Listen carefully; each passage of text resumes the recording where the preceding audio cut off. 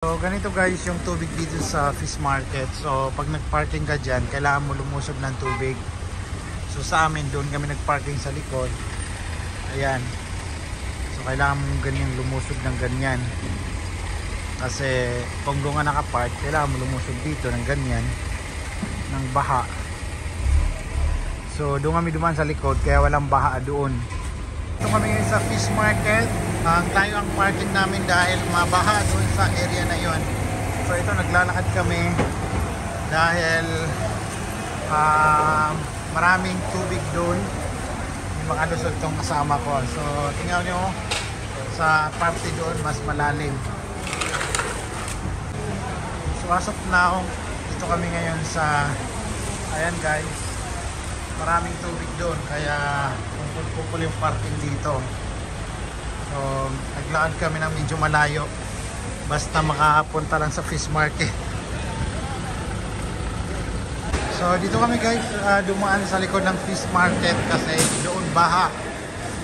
I mean dito sa malapit sa mga grocery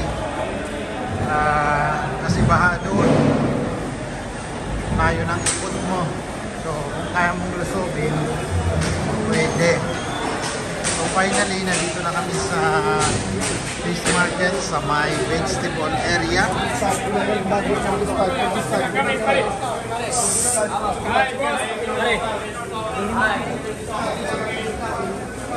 Ayan.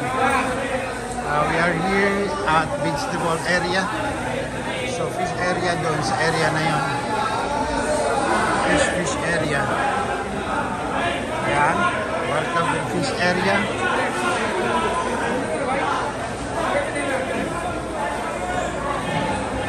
Ayan, starting na tayo dito sa fish area. Kasi naghahanap sila ng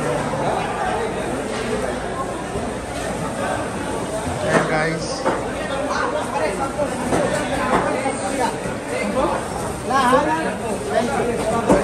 So dito na kami sa fish market, tingin-tingin kung anong mabili. Actually, ganap sila ng ulo ng isda.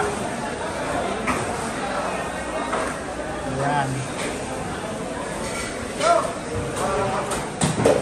Ayan ang hinahanap nila, yung mga ulo ng isda. Ayan.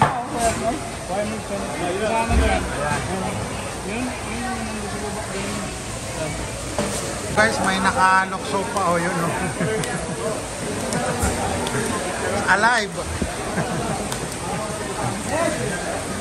Ito guys, paano kami hindi matraffic meron bumagsak dyan na fruits, kaya pinupulot nila.